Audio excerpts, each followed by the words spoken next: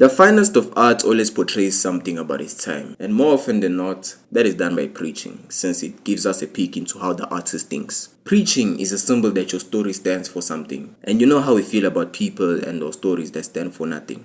It's forgettable, at best, and will never last longer than its runtime. That's why you still know rule number 1 of Fight Club, but can barely remember the plot of Captain Marvel, even though the stats say you saw it. You know how it goes. First, we're going to define preaching. According to Wikipedia, preaching is a literary device in which an author explicitly expresses their opinion or worldview through the narrative, often disrupting the story's flow and undermining its credibility. My problem with this definition is that art is primarily about self-expression. So it's counterintuitive to tell an author or an artist not to explicitly express their opinion or worldview through their narrative. The definition of preaching should be when an author explicitly expresses their idea, opinion, or worldview. Full stop. That second part is basically just bad preaching. It's just a symptom of bad preaching. It's not the cause. We'll get to the cause. Goku literally preached to Frieza before sparing his life on Namek. Did that disrupt the narrative and undermine the credibility of Akira Toriyama? I rest my case. Like and subscribe. So how do you actually preach without being cringe? Well, I may be talking about the sermon itself today, but the build-up to the sermon is actually more important. I'll touch on it later, but for now, let's actually talk about the sermon itself. Let's talk about preaching. The example I'll pull from real life to show what I'm trying to say is a preacher. When you hear a sermon, the first thing that's important is who is the one preaching. That's gonna dictate the value of this sermon. You don't wanna hear stuff about monogamy from someone who's polygamous, for example. So who is preaching is very important. I personally think in storytelling, the person that is preaching is more important than whatever they are saying. Because like I said, the build-up is not what we're talking about now, but the build-up shows who this person is. And if we don't know who this person is, why should we listen to them? The second question, what is the preacher saying? What are the contents of the sermon? Is what they are saying real, just, or accurate? As much as this person is someone we trust, they say you built up that character and we care about who is preaching. What are they saying? Does what they say make sense? Because when you put what is being said alongside who is saying it, it can actually change the meaning of the whole thing. Imagine you are hearing She-Hulk's sermon from She-Hulk, but imagine if Hulk was the one saying it. Hulk is someone who has actually been through some things. She-Hulk, her biggest life problem was being complimented. Okay, I shouldn't put it like that.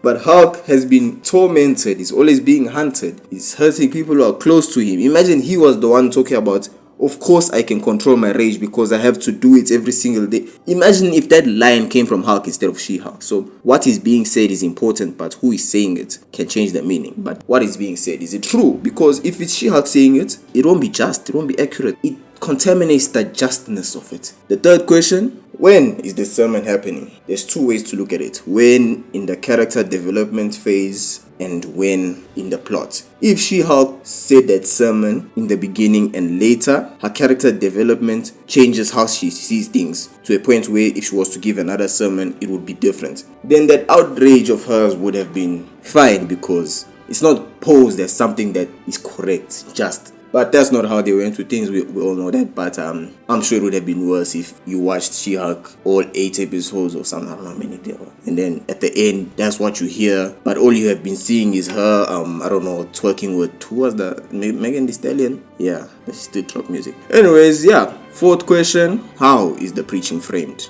Oh, I just spoke about this. Is it something to be corrected? Is the preaching the payoff? Now, what led me to talk about this is Invincible. Spoiler warning if you haven't read or finished the comic. This is like the final fight. Mark versus Drag. These two are fighting and Mark says this. And it's literally the start of a sermon and I knew it, but everything that was happening just felt cathartic. It was a payoff. The build-up was perfect because we've been seeing Mark battling with all of this throughout the whole story, and it comes and culminates in this fight against Drag. He is going to win this fight because essentially Drag has something to live for, right? But Mark has something he would die for. It's a matter of Drag is the strongest person. He's the strongest character in Invincible, no contest. But he's also alone. No one is going to come and help him. But someone will come and help Mark. That is why the Viltrumites were brought to the edge of extinction. And now that they are living in peace with others, people would want to help their cause. Drag can carry the weight on his shoulders physically, but Mark has weight on his shoulders from everyone who loves him. And the line that just hits me and it makes me want to cry is that Mark says, now they allow themselves to be happy. Drag was so buried in revenge that as much as he had something to live for revenge, was he really living if he couldn't even allow himself to be happy? So Mark is preaching to this guy. He is literally preaching, but it's such an emotional payoff because of the build-up. The sermon itself is everything we've been wanting Mark to finally realize. That's another way it was framed. It's something we want him to realize, he is not wrong for killing that other person he killed, and he was like, oh, I'm a hero, I shouldn't kill. Hey, sometimes you should. Tell that to that man. So yeah, this sermon was a payoff. It's something we wanted to see. So who is preaching? What is the sermon about? When in the character development in the plot is the preaching happening, and how is it framed? Those are your 4 questions, and this is your procedure for preaching. Just remember that before the preaching happens, you need to use the build-up to apply credibility, to investigate the idea of what the sermon is about. And then when the sermon happens, it can be catharsis, depending on how you frame it. And like I was saying about She-Hulk, if it's something that's backwards, if it's a sermon that should be wrong, everything that happens after it can just be the consequences, the analysis of the fallout. In fact, any preaching or sermon, because after the breakdown of Mark versus Drag, after all of that, we see how his new idea helped the Viltrumites 500 years down the line, and it's an analysis of the fallout from that sermon, that our boy was right. Could have been wrong too. Could have been wrong. We spoke about what Invincible was, classic preaching sermon, just like Goku versus Frieza. Then I spoke about what She-Hulk could have been. And to prove that I'm not talking out of my let's look at a story where the sermon was actually wrong in terms of the effects it had. Fight Club. See, with She-Hulk, any woman who listened to her would have agreed with her. And then the story that takes place after. Now with Fight Club, the sermon Tyler gives the main character, should I call him Tyler? He was right, but you could see the fallout that happened, because the sermon happened like in the beginning. It's probably like the whole inciting incident. Hey bro, you're wasting your time with all this. Look at how they treat us. It's an observation that's correct, but the solution to all of that, it showed how evil it could be. You saw how desperate he was to stop it. He realized it was wrong. He couldn't obviously stop it. So does that mean Tyler was right? Something to think about. But the point remains, there was preaching. The preaching caused bad fallouts where the protagonist who was preaching is basically the villain. It's She-Hulk, but in reverse, but properly done. Like, what did I just say? It wasn't just filler when I said the finest of art portrays something about its time. As much as Invincible and The Boys, our era of comics says this is how superheroes would act realistically, that is not the case. See, the Invincible and The Boys era is just how superheroes would be in our era. Captain America and Superman, the Boy Scouts era. It's not an idealized version of humanity. No, this is how people would have been back then when they would, fight for their country and die for their country. After all the wars they had to fight, after everything they had to fight for, what they had to fight against. If they did have superpowers, I truly believe they would have that honor, pride, that patriotism and all. But today, that's not the case. In this era of the internet and everyone just, you can see that The Boys is realistic for our era, but Superman, Captain America was realistic for their era. That's why I'm saying preaching is like a window into a different time. Art portrays something about its time, and preaching is how it's done. When Captain America gave a speech, you could see how people thought back then. And when Homelander freaks out, you can see how people think now. So you can't just have a story and say no preaching because preaching undermines credibility and disrupts a story's flow. No. Poor storytelling is what disrupts the flow and undermines the credibility. Unearned preaching or unexplored preaching. By unearned preaching, I mean when a sermon is portrayed as good and its character hasn't really even explored it. And unexplored preaching is when a bad sermon is not portrayed as what it is. We are not seeing the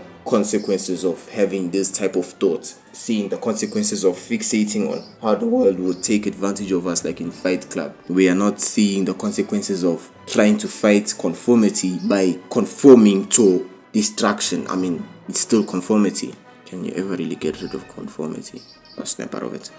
Based on all that, here's a 7-step guide on how to preach in a story without being cringe. Step 1, you have to have an idea of what your sermon is. You must know what your sermon is about. Step 2, look at the pros and the cons of your sermon. Step 3, decide whether you are for or against it. Remember, this is your story. You have the right to express your opinion. Step 4, choose a character to explore it. Step 5, prepare the build-up with everything that supports it. Frame it as a payoff. Step 6, prepare the exploration of the consequences of it. Frame that's the opposite of a payoff. Set out. Either way, yeah, the consequences should happen after.